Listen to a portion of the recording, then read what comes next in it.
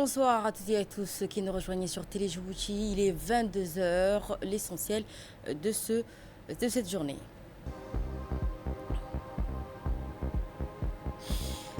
Djibouti donc a vu une compétition de triathlon amical organisée par le ministère de l'Éducation nationale et de la formation professionnelle. Effectivement, donc à l'ICV, le lancement de la 7e édition de la foire régionale a été observé.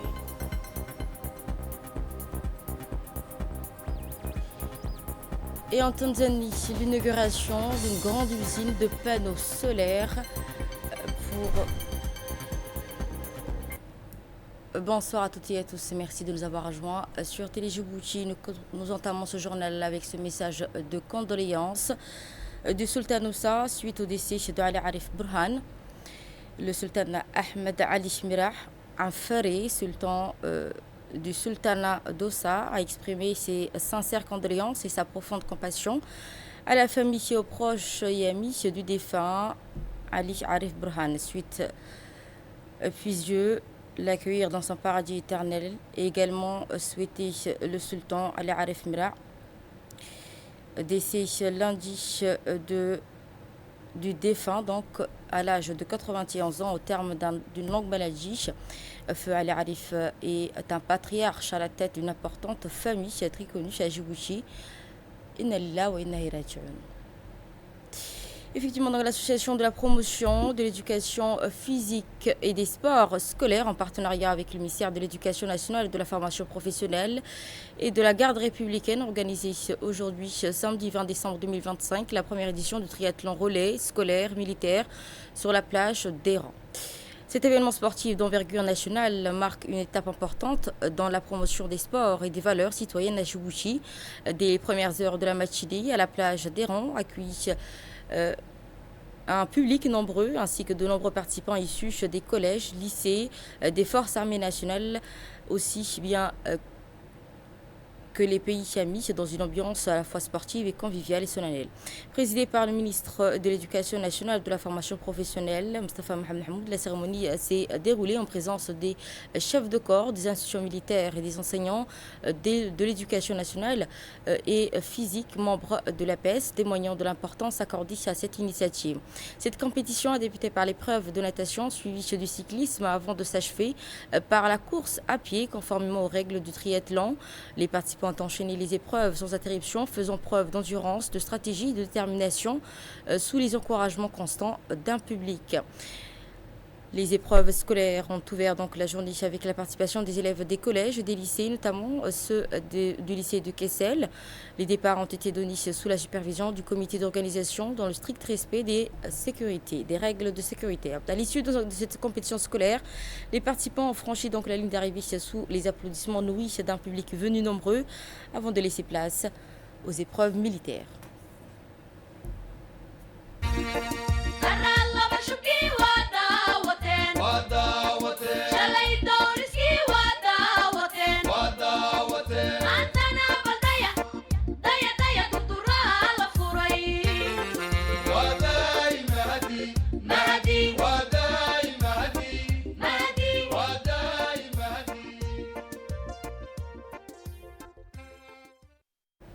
Et dans un second temps, le triathlon militaire a ensuite été lancé par un départ officiel donné par le ministre de l'Éducation nationale et de la formation professionnelle, Mostafa Mohamed Mahamoud. La cérémonie s'est déroulée donc en présence du commandant de la garde républicaine, M. Mohamed Jama, du commandant de la garde-côte, le colonel Waas Omar Bourri, ainsi que des chefs de corps des forces armées, de la police nationale et de la gendarmerie. Cette forte mobilisation institutionnelle souligne la portée symbolique et nationale de cet événement organisé pour la première fois à Djibouti. Cette phase de compétition qui a rassemblé des athlètes des forces armées djiboutiennes stationnées à Djibouti, des gardes-côtes ainsi que des contingents militaires étrangers, confirmant le caractère inclusif, fédérateur et international de triathlon relais 2025. En parallèle, le public a également donc assisté à des animations musicales au cours de cette journée, notamment en canoë-kayak et en paddington, faisant donc de cette journée un moment de partage et de convivialité entre tous les participants et le public venu regarder.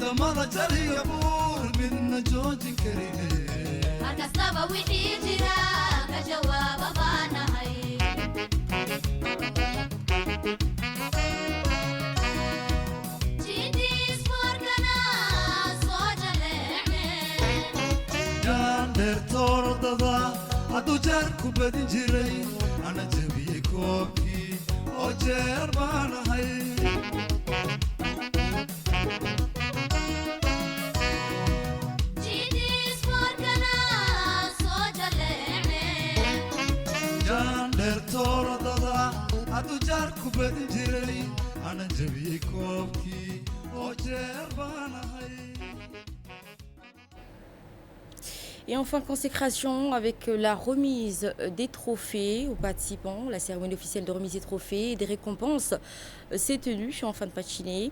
Elle a permis de distinguer les meilleurs athlètes scolaires et militaires tout en saluant l'engagement, la discipline, l'esprit sportif de l'ensemble des participants. Dans la catégorie des collèges d'Itpol, qui s'est classé premier, suivi du collège de Haya Saïd à la deuxième place et du collège de Blaos à la troisième place. Côté lycée, le lycée de Bebel a décroché la première place devant le lycée Jam Maître et le lycée de PK12, le lycée français Kessel a quant à lui reçu une mention spéciale du jury avec l'attribution de 3 médailles. Dans la catégorie militaire, la garde républicaine s'est distinguée en remportant la première place et la deuxième place, tandis que les gardes-côtes ont obtenu la troisième place aux côtés des autres participants. À travers donc cette compétition, l'association pour la promotion de l'éducation physique et des sports scolaires poursuit plusieurs objectifs majeurs, dont promouvoir le pratique sportive, renforcer la cohésion sociale, encourager le rapprochement entre la jeunesse et les forces de défense et de sécurité du pays. Ainsi diffuser des valeurs de respect, de solidarité et de dépassement de soi. Le triathlon scolaire et militaire s'inscrit pleinement dans la politique du président de la République, son Excellence Palmar Guelleh, en faveur du développement du sport sur l'ensemble du territoire national. Par cette édition réussie, la PES ambitionne de faire du triathlon scolaire et militaire un rendez-vous annuel majeur, contribuant à un rayonnement du sport éducatif. Et dès à présent, nous allons suivre l'intervention de plusieurs personnes qui y ont participé. Je m'appelle Mario, je fais partie de la classe défense du lycée Kessel et on a participé au triathlon, Majd, moi et Maïlis. Et on était les deux seules filles et c'était vraiment un moment de joie, vraiment, on a adoré. L'année prochaine, on souhaite qu'il y ait plus de filles et recommencer, oui, on va être là, vous inquiétez pas. Merci beaucoup, merci. Aujourd'hui, au bord de la plage, nous avons organisé un triathlon qui était au départ au niveau de la PEPS et du MENFOP. Et puis, au fur et à mesure de contact, ce triathlon s'est élargi. C'est élargi au niveau des établissements, au niveau de Kessel. Et aux grandes surprises, les corps militaires ont demandé à être associés. Les corps militaires nationaux, qui étaient tout au complet, et les corps militaires étrangers. Le triathlon est une activité combinée qui allie 3 sports avec un effort physique surdimensionné.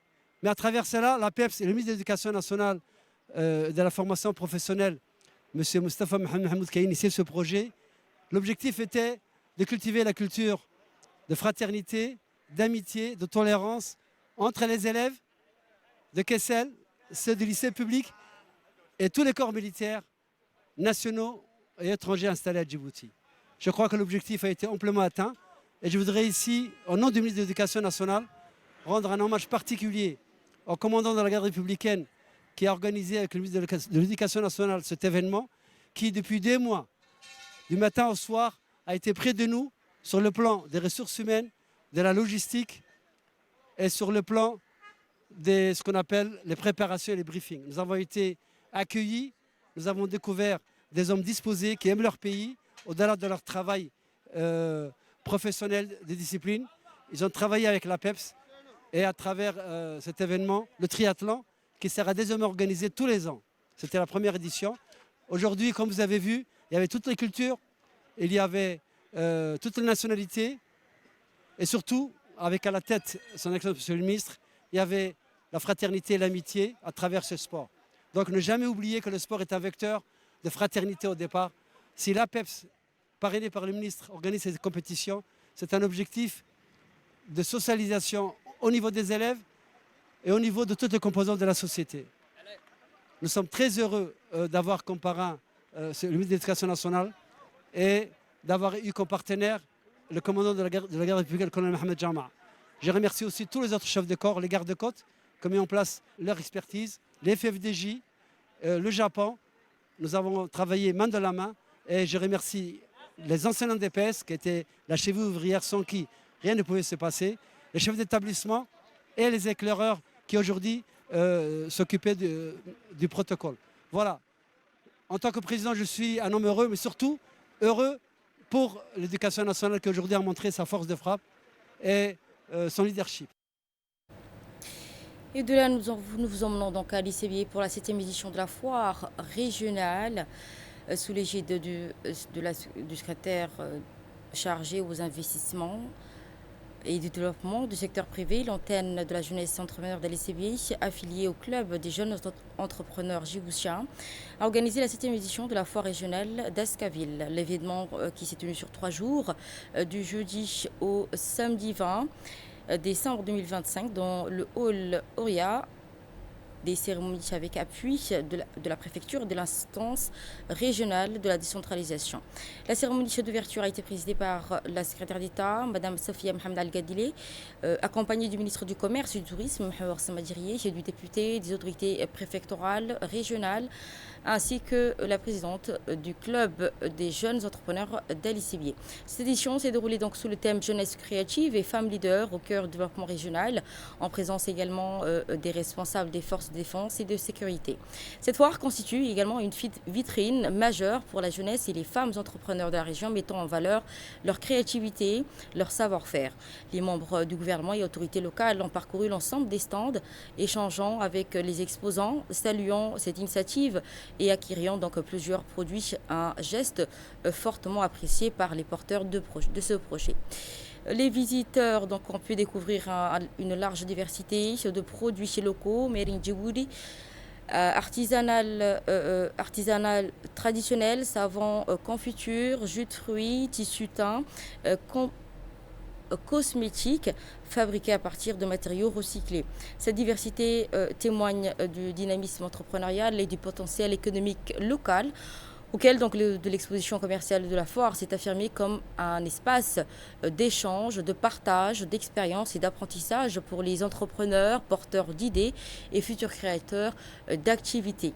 À l'issue de la visite, le préfet de la région et le président du conseil régional ont salué la réussite de cette édition et encouragé la jeunesse et entrepreneurs et leaders à poursuivre leurs efforts et affirmant leur engagement à soutenir cette initiative auprès des institutions concernées.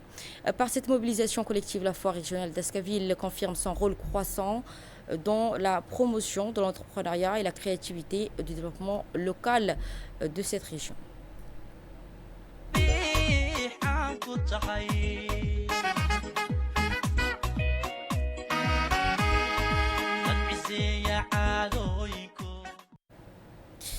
Je vous propose à présent de suivre l'intervention du ministre du Commerce, Mohamed Samadirié, qui a personnellement participé à cette foire. C'est un honneur pour moi de participer à la 7e édition de la foire d'Ali-Sabier en tant que ministre en charge de la promotion de l'artisanat, mais également en tant que natif de la région d'Ali-Sabier. C'est un grand honneur pour moi aujourd'hui. Je suis très heureux d'être ici avec vous aujourd'hui. Je voudrais d'abord sincèrement féliciter aux organisateurs et l'ensemble des acteurs qui ont contribué à la réussite de cette foire. Ça montre notre engagement et notre volonté commune de faire cette foire un atout durable du développement de la région d'Ali-Sabier, parce que ça fait 7 années de suite qu'on organise et qu'on voit des améliorations au niveau des produits artisanaux, mais également de créativité, d'innovation. Et les Alisabiens nous ont montré également beaucoup de talent. Et je suis vraiment fier. Également, dans les officiels qui se sont exprimés à cette occasion, le secrétaire d'État chargé de l'investissement qui encourage la jeunesse djiboutienne dans leur élan. C'est un honneur d'être aujourd'hui, ce matin, auprès du secteur privé d'Ali Sabié qui aujourd'hui nous a montré son savoir-faire, sa motivation, sa production. Et nous sommes, nous, ici, présents pour témoigner de notre soutien, accompagner et qu'on souhaite voir développer davantage les activités du secteur privé de Djibouti. Chaque région de la République de Djibouti dispose de ses qualités. Par la suite, développer des projets en fonction des avantages comparatifs dont dispose la région, préparer des projets à développer, des projets d'envergure. Nous étions ce matin aux côtés du club des jeunes entrepreneurs djiboutiens.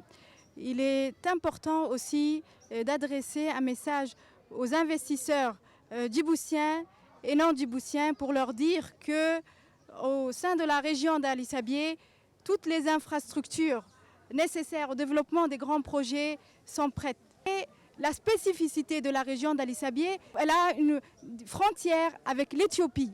C'est une économie à plus de 140 millions d'habitants.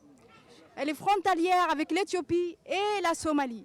C'est un avantage énorme pour vous. Elle a également des matières premières en quantité importante qui permet de développer des grandes usines pour produire des produits de BTP. C'est un avantage pour vous. L'agriculture aussi, elle a des terres arables en quantité. L'eau est disponible en abondance. Et c'est des opportunités énormes pour vous de vous installer à Ali Sabié et de développer des grands projets. Et d'Ali Sabié, on part à Obok. Après l'étape de Gorangar, le secrétaire d'État chargé au sport, Hassan Mohamed Kamil, accompagné de la même délégation ministérielle du préfet de la région, Moussa Aden Migani, du président du conseil régional, Mohamed Ismail, ont procédé à l'inauguration officielle de la plateforme Omnisport de l'AIF. Cette réalisation qui s'inscrit dans la dynamique de développer les infrastructures sportives de proximité. La délégation comprenait notamment la secrétaire générale du département, Mme Khadija Ibrahim Idriss, du directeur de la région, Omar Hassan, ainsi que du directeur général adjoint de l'Agence nationale de la promotion des sports, Ahmed Ali. À leur arrivée à Daïlaf, le secrétaire d'État et sa délégation ont été accueillis par les autorités administratives et locales en présence d'une population fortement mobilisée pour l'événement, cérémonie qui a été marquée par la coupure du ruban et le dévoilement de la plaque inaugurale suivie de la visite de la nouvelle plateforme. Dans son intervention, le secrétaire d'État a rappelé que cette réalisation s'inscrit dans la politique du secrétaire d'État chargé au sport visant à faire du sport un levier de cohésion sociale, d'épanouissement de la jeunesse et de développement local, en particulier dans les zones rurales. La cérémonie qui s'est achevée par une ambiance conviviale marquée par des échanges avec la jeunesse et les responsables locaux de cette région de Bok. Également donc à cette occasion, le secrétaire d'État chargé au sport, Hassan Mohamed Kamil, s'est dit heureux d'inaugurer cette plateforme. Après l'inauguration de la plateforme de Gorangar, on se trouve aujourd'hui aussi à Daïlaf pour inaugurer cette plateforme qui a été sollicitée par la jeunesse de Daïlaf et finalement qui voit le jour. Il faut le dire parce qu'on n'ouvre pas comme ça une plateforme. D'abord, on regarde si l'association présente est dynamique et fait des choses. Et Dieu merci, le président qui est là de l'association ITRO nous a démontré l'année dernière qu'il a pu organiser une rencontre régionale où Ali Sabié, Dikil, Arta, Tadjoura et Obok étaient réunis et c'était une réussite.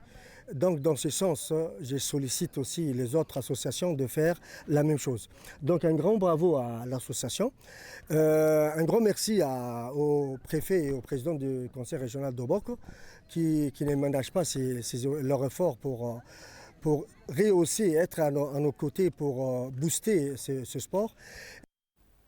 Et diplomatie à présent, l'Institut d'études diplomatiques a organisé jeudi dernier une vidéoconférence dédiée à la vision diplomatique et sécuritaire du Japon, intitulée l'Indo-Pacifique libre et ouvert. L'événement qui s'est tenu en collaboration avec l'ambassade du Japon à Djibouti a réuni de nombreux cadres issus des institutions nationales en présence du préfet de la ville, M. Abdi Hassan Ahmed. La conférence a été animée par le professeur et ancien vice-secrétaire général du Conseil de sécurité nationale du Japon et honoré de la participation de l'ambassadeur du Japon à Djibouti, M. Akiro Okishi. Les discussions ont porté essentiellement sur la sécurité maritime, la liberté de navigation et les perspectives de collaboration entre Djibouti et le Japon dans la région Indo-Pacifique.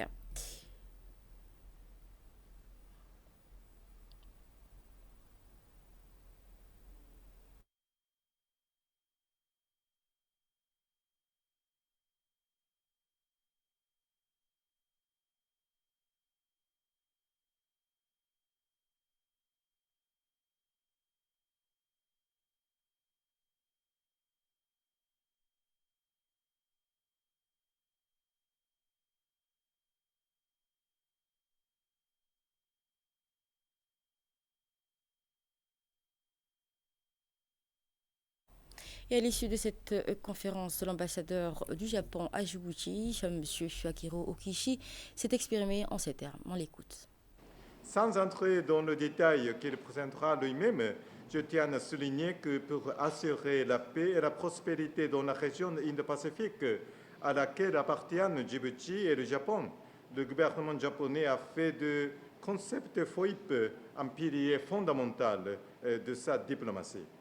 Situé dans une position stratégique, axe majeur de commerce entre l'Asie et l'Europe, Djibouti demeure un bastion de stabilité dans la Corne de l'Afrique. À ce titre, il constitue un partenaire stratégique essentiel pour le Japon dans la mise en œuvre du concept FOIP, notamment en matière de sécurité maritime et de libre-échange. Le gouvernement japonais, à travers le JICA, met en œuvre divers projets de coopération économique, tels que le soutien de la gare de côte djiboutienne et le don de ferry qui lie entre la ville de Djibouti et la région du Nord. Par ailleurs, les forces de défense japonaises disposent à Djibouti de leur unique base à l'étranger pour mener des opérations de lutte contre la piraterie, contribuant ainsi à la promotion de la vision FOIP. Donc, pour conclure, j'espère que les échanges avec le professeur Kanehara seront fructueux et qu'ils contribueront à renforcer la compréhension mutuelle et la relation bilatérale entre le Japon et la Djibouti. Également, le directeur de l'Institut diplomatique de Djibouti a réitéré l'excellente relation qui lie Djibouti au Japon. On l'écoute. La région Indo-Pacifique occupe une place centrale dans les équilibres stratégiques mondiaux. Elle est au cœur des enjeux liés à la liberté de navigation, au commerce international, à la sécurité maritime et à la stabilité des routes énergétiques. La vision japonaise, fondée sur l'état de droit, la coopération, la transparence et la paix régionale, s'inscrit pleinement dans les valeurs que Djibouti défend sur la scène internationale. Par sa position géostratégique unique, Djibouti joue un rôle essentiel dans la sécurité maritime mondiale. Le partenariat avec le Japon, marqué par des projets structurants de la JICA, le soutien à la garde-côte djiboutienne, à la présence de la seule base japonaise à l'étranger, illustre la profondeur et la solidité de cette coopération stratégique. À l'UED, notre mission est de former, d'informer et d'outiller les diplomates et cadres djiboutiens pour faire face aux transformations rapides de l'environnement international. Également en nouvelle du pays, la secrétaire générale de l'Union nationale des femmes djiboutiennes, Fatma Moussa Abdi, a effectué une visite de terrain dans la région d'Arta, notamment dans la localité de Ouéa et de Leïta. Cette mission qui s'inscrit dans une série de déplacements visant à renforcer le dialogue entre les institutions et la population rurale. À son arrivée, elle a été accueillie par les autorités régionales, parmi lesquelles le préfet de la région d'Arta, Hassan Dabali Ahmed, le président du conseil régional El Mebouh, ainsi que les députés Aïcha Mohamed Abdallah, Omar Wabri Malo. Ces échanges ont permis d'ouvrir une journée placée sous le signe de l'écoute et de l'action de proximité. Au cours de la visite, la secrétaire générale de l'UNFD, l'Union nationale des femmes djiboutiennes, s'est entretenue directement avec les habitants, abordant notamment les enjeux liés à l'optimisation des femmes djiboutiennes et de lutte contre les violences basées sur le genre. Ces échanges s'inscrivant dans la continuité des actions menées par l'Union nationale des femmes djiboutiennes à travers le pays en faveur du bien-être des femmes et des familles. La journée s'est conclue avec une action solidaire à l'initiative de la première dame, Madame Khdara Mohamed Haïd, dans l'octroi de kits de vivres à 100 familles dans chacune des localités où il des kits de moulins à blé en également donc remis aux familles. À travers donc cette visite à Arta, l'UNFD réaffirme son engagement en faveur d'un accompagnement de proximité fondé sur la solidarité, l'écoute et le renforcement de la résilience des populations.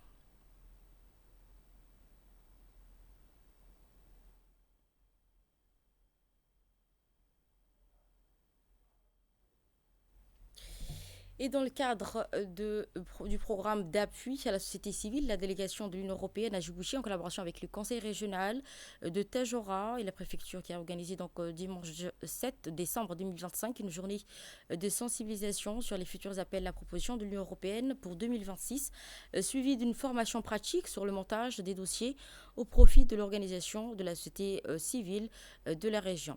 Cette initiative qui vise donc à accompagner les OSC locales dans la compréhension des priorités européennes 2021-2027 dans le cadre du programme NIDICI Global Europe et de renforcer leur capacité à soumettre les projets compétitifs lors des prochains appels à proposition. L'équipe de PASSAC a ouvert donc une session saluant l'engagement de l'OSC de Tadjoura avant de présenter des grandes orientations avant également donc à la société civile. Prenant la parole, le président du conseil régional, Omar Hussein, a salué cette initiative qui encourage donc les organisations locales à préparer dès maintenant des dossiers constituant donc dans les demandes. De son côté, le préfet adjoint de la région a donc exhorté l'OSC à saisir pleinement cette opportunité, réaffirmant l'engagement total de la préfecture et de les accompagner tout au long du processus de la préparation des dossiers. Travailler sur des thématiques sectorielles qui sont importantes. Nous allons balayer comment vous, association de la région de Tadjoura, vous pourrez prendre des initiatives et proposer des projets. Et écoutons à présent le président du conseil régional de Tadjoura. L'objet de cette journée, c'est de vous sensibiliser et vous former sur comment présenter ces projets d'intérêt régional pour que vous puissiez vous imprégner et pour que vous puissiez aussi faire des projets concrets sur le terrain. Les associations, ce sont des partenaires au niveau du conseil régional vraiment très importants parce que vous pouvez drainer de l'argent comme toute autre entité. Mais ce qu'il faut aussi, c'est le sérieux et monter des projets dans les localités, vos localités, les localités en général de la région ont besoin. Et pour cela, vous avez besoin aussi d'être formé, d'avoir, comme je vous dis, vous êtes des partenaires, mais à une condition, à ce que vous soyez sérieux, à ce que vous avez présenté sur les papiers soit concrétisé sur le terrain. Et dans cette démarche, nous sommes prêts à vous soutenir, à travailler aussi avec vous. Les partenaires sont là aussi, c'est leur raison de présence aujourd'hui. Donc je compte sur vous pour que vous en profitiez et que pour que aussi, Inch'Allah, à l'avenir, une association m'invite pour dire voilà ce que j'ai fait. Ça, nous attendons. pensez plus à ce que vous allez réaliser sur le terrain. J'insiste dessus. Surtout des projets pérennes. C'était donc les propos de Omar Hussein Omar, le président du conseil régional. Et enfin, dit qu'il saisit d'un important lot de cadres de contrebande à Bandera. Dans le cadre de la lutte contre la contrebande, une opération conjointe menée par l'Union détachée de la police nationale et des services des douanes de Dikil a permis la saisie d'une importante quantité de cadres dans la localité de Bandera, placée sous le commandement du chef des douanes Moussa Omar Moussa. L'opération qui s'est déroulée hier matin, la marchandise en provenance d'Éthiopie qui était logiquement acheminée à Djibouti illicitement. Au total, 24 colis de 4 ont été interceptés, chacun contenant 100 paquets, soit un total de 2400 paquets. La valeur de cette saisie est estimée à 1 200 000 francs. J'ajoute, à l'issue de cette opération, les éléments de la police nationale et des douanes ont procédé donc aux mesures réglementaires prévues par la loi. Et de là, nous allons donc aux nouvelles du monde, en Tanzanie en l'occurrence, qui inaugure donc la plus grande usine de panneaux solaires d'Afrique. La Tanzanie a inauguré, franchi une étape majeure dans son processus d'industrialisation verte avec la fabrication de cette usine implantée dans la région de Pani, à l'est du pays. Cette infrastructure présente un investissement estimé à 300 millions de dollars, projet qui s'inscrit dans la stratégie nationale de diversification industrielle de la promotion des énergies renouvelables. Elle vise également à renforcer le recours à l'énergie solaire et réduire la dépendance aux sources conventionnelles et à positionner donc la Tanzanie comme acteur de premier plan dans les technologies propres en Afrique. Sur le plan économique, cette usine devra donc dynamiser l'activité industrielle locale, soutenir les chaînes de valeur liées aux énergies renouvelables et à renforcer l'attractivité du pays auprès des investisseurs engagés dans la transition énergétique. Cette inauguration intervient donc dans un contexte africain marqué par la recherche de solutions durables face aux défis énergétiques et climatiques. Et ce sera tout. Merci à vous de nous avoir suivis. Vous étiez sur Télé Djibouti. C'était le journal de l'info.